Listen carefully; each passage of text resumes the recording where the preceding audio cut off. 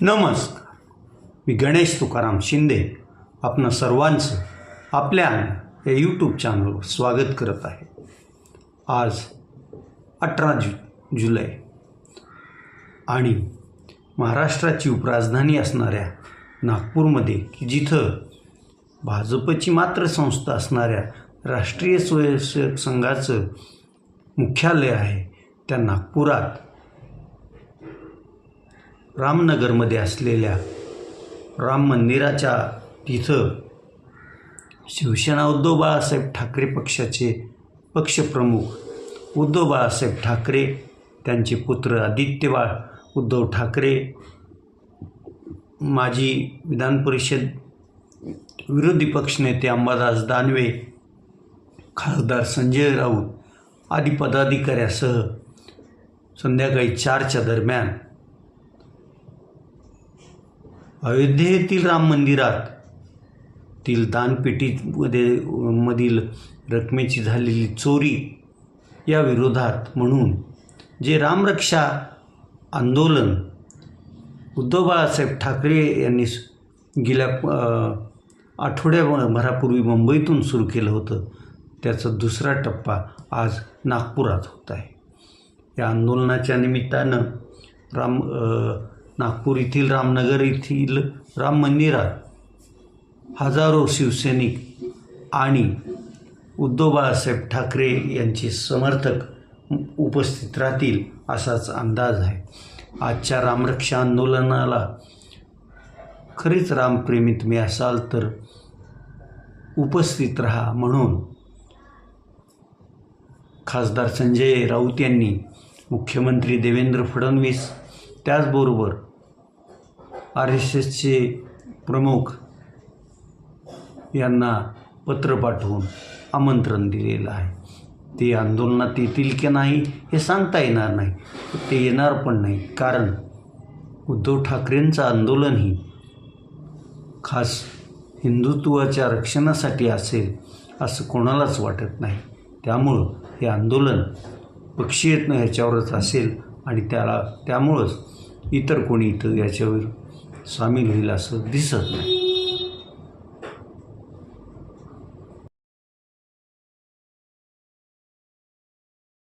उद्धव ठाकरे आणि त्यांचा पक्ष रामरक्षा आंदोलन करत आहे, तर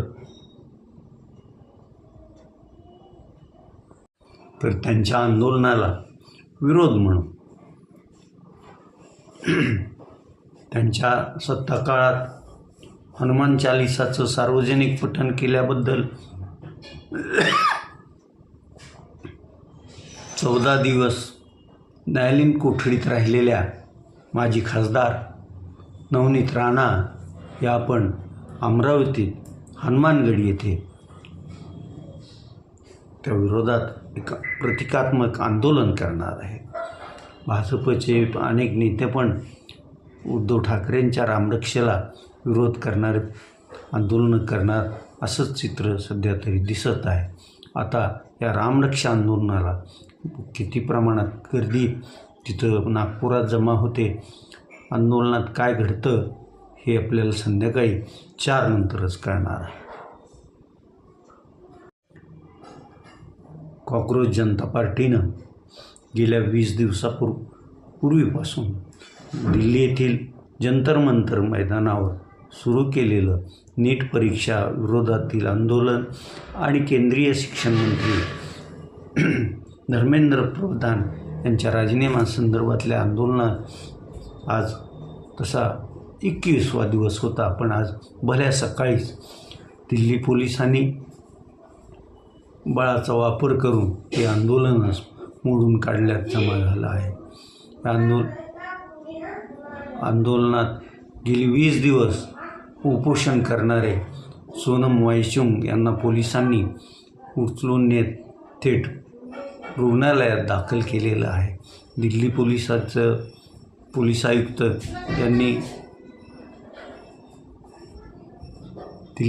आयुक्त यांनी दिलेल्या माहितीनुसार हायकोर्टानं काल सोनम वांगचुक यांची तब्येत फार बिघडत चाललेली आहे, त्यांना उपोषणापासून परावृत्त करा, नसेल तर त्यांना ताब्यात घ्या आणि दवाखान्यात दाखल करा असा आदेश दिल्यामुळं आम्हाला ही कारवाई करावी लागली असं दिल्ली पोलिसांचं म्हणणं आहे.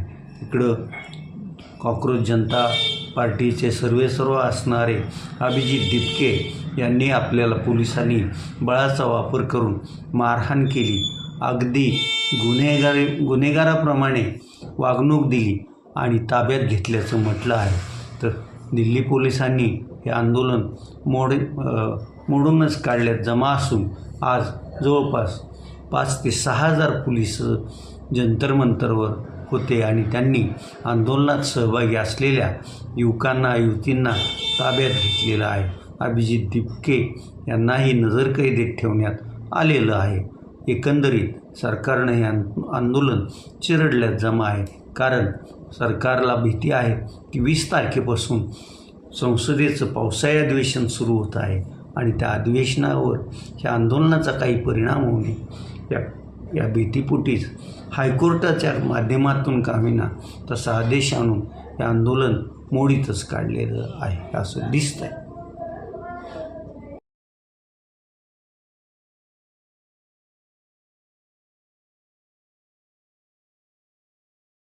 रामकृष्ण हरी माऊली. हरिनामाचा गजर करत पालख्या पंढरपूरकडं पुढं मार्गस्थ होत आहेत. आजचा फलटणचा रात्रीचा मुक्काम आटपून भल्या पहाटे सकाळी 6 वाजताच ज्ञानेश्वर महाराजांची पालखी पुढं पंढरपूरकडं निघालेली आहे.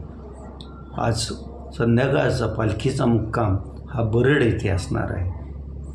बरड येथे मुक्कामासाठी तिथले नागरिकांनी पण पालखीचं आगमन, तिचं स्वागत करण्याची जयत अशी तयारी केली आहे. तिकडं तुकाराम महाराजांची पालखी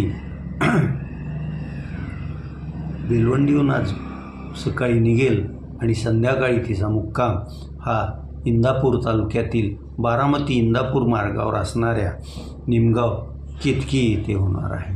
निमगाव केतकी हे गाव नागवेली उत्पादनासाठी प्रसिद्ध असून आज अनेक नागवेली उत्पादक शेतकरी येणाऱ्या भाविकांना पानाचा विडा देतील.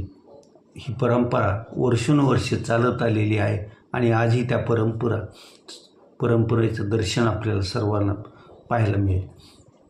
गजानन महाराजांची पालखी आज उळ्यातून पुढं मार्गस्थ झालेली असेल आणि तिचा आजचा मुक्काम हा सोलापूरमध्ये असणार आहे. सोलापूर शहरात कदाचित 2 दिवस गजानन महाराज यांच्या पालखीचा मुक्काम असेल असं दिसतंय.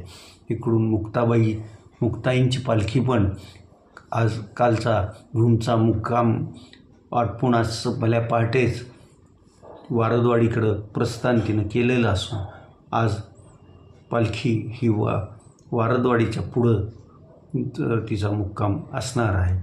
संत सोपानकाका पालखी ही काल सोमेश्वरनगर काटेवाडी करून वालचंदनगरच्याही पुढं गेलेली आहे. सर्व पालख्या आता मजल करत पंढरपूर नजीक करत आलेल्या आहेत. ज्या सर्व पालख्या आहेत त्या पालख्यांना जिथून त्या पालख्या निघतात तिथून पंढरपूरपर्यंत पोहोचेपर्यंत किमान एक तरी घाट आणि एक तरी नदी ओलांडूनच पुढं प्रवास करावा लागतो. हे तेवढंच खरं आहे. जसं संत तुकाराम महाराजांची पालखी देहूतून निघाली की तिला पवना, मुळा, त्यानंतर मुळामुठा संगम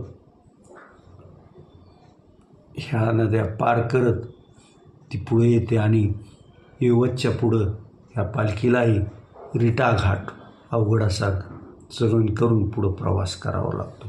संत ज्ञानेश्वर महाराजांची पालखी आळंदीतून इंद्रायणी नदी ओलांडते. मग पुढं ती संगमवाडीच्या तिथं मुळा, मुठा, पावणा यांचा संगमाला ओलांडून पुणे शहरात येते आणि पुणे शहरातून हडपसर गाडीतळापासून पुढून ती अवघड असा दिवेघाट पार करून पुढं वरसा सोडला येते आणि पुढं नीरा नदी ओलांडून ती पुढं मार्गस्थ होत असते.